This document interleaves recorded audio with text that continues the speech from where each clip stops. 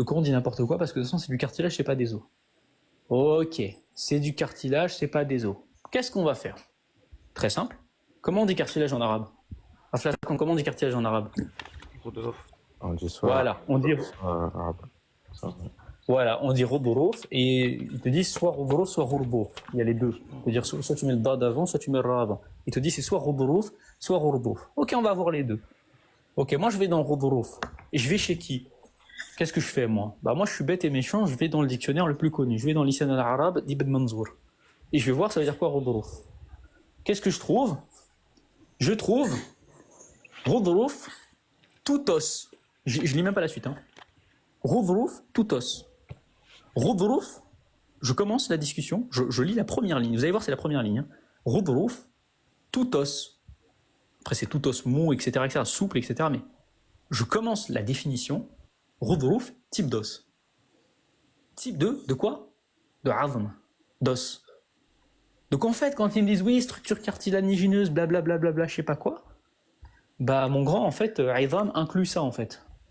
Donc en fait, structure cartilagineuse ou je ne sais pas quoi, ne vient pas m'embêter en fait. Littéralement, le texte utilise un terme qui inclut le cartilage. On va vous montrer la source tout de suite, comme ça il n'y aura pas de... Il n'y a pas de... Image 10 s'il te plaît. C'est ça, je t'ai confirmer en fait. Dans ce cas-là, Von, il serait en train de confirmer en fait le récit du Coran s'ils prennent cette position. Et tu vas voir, tu vas voir. Parce que tu vas voir après si tu veux, ça va être magnifique. Tu vas voir comment ils vont le confirmer, parce que là tu vas voir comment tu vas rigoler, Franchement, on va bien s'amuser. Donc là, lycée arabe, ceux qui savent lire l'arabe, vous cassez pas la tête, hein. Vous regardez ce qu'il vous a mis, Léon. Je l'ai mis en plus en rouge. Voilà, j'ai souligné en rouge. Regardez, vous, littéralement, ça commence comme ça. Rodorouf, al-Rodorouf, 2 points. Voilà. Os, enfin, c'est littéralement, et le terme qui est employé, hein, c'est azm, hein, c'est dans le version utilise le pluriel, hein.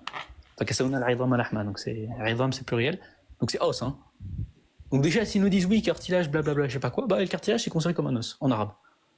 Donc déjà, on vous arrête là tout de suite. Ouais, on va continuer parce qu'en fait, on va aller encore un peu plus loin.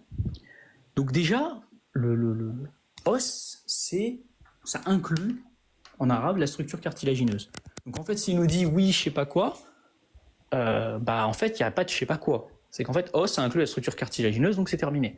Et ce qu'on sait par contre, c'est que la structure cartilagineuse, eh bien la structure cartilagineuse, elle précède la formation des muscles sur la structure. Ça, pour le coup, il y a précédent, ça c'est très clair. On va le justifier embryologiquement là tout de suite, maintenant. Tac. Alors Léon, je veux que tu me mettes, s'il te plaît.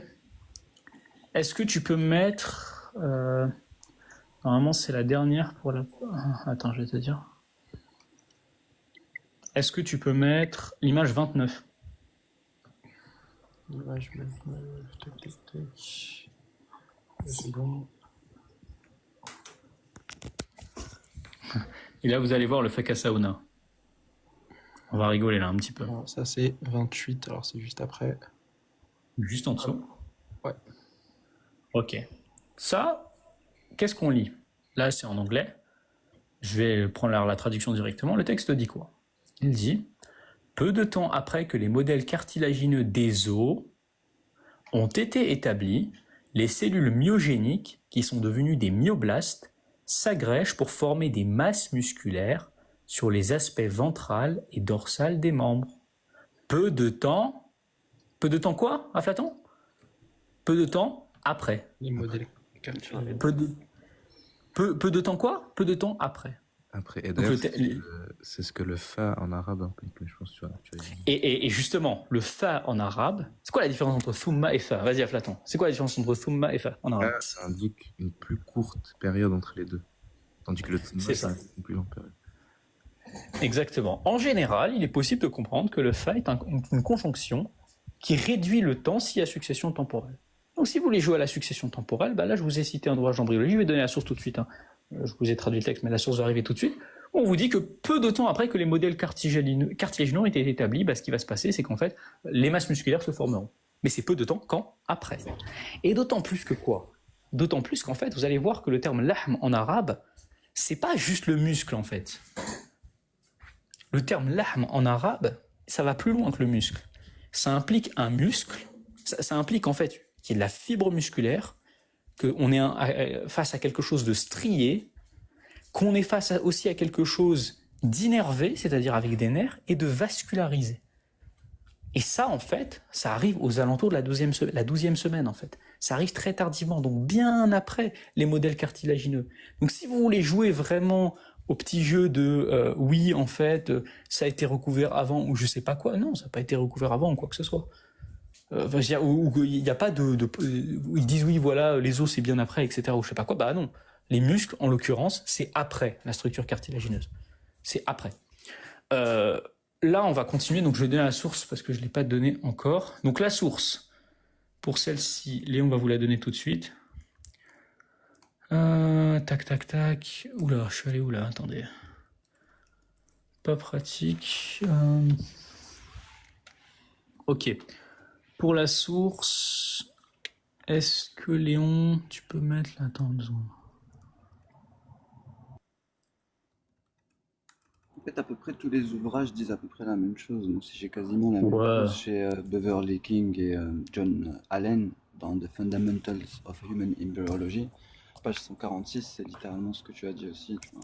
Et il rajoute une section. Je crois que c'est celui que j'ai utilisé en plus. Ah bah voilà. Ils disent dans la section d'avant, pendant de nombreuses années, on a cru que les muscles... Enfin, il te dit que pendant de nombreuses années, on pensait que c'était en même temps et tout, et que maintenant, on sait qu'il y a une différenciation au niveau des sommites, la différence. Enfin, c'est très clair. Mais je pense qu'on a eu la même... Ouais, c'est ça. Bah, regardez la source, là. Donc ça, c'est un manuel d'étudiants. Donc, The Fundamentals of Human Embryology. Vous avez le livre ici.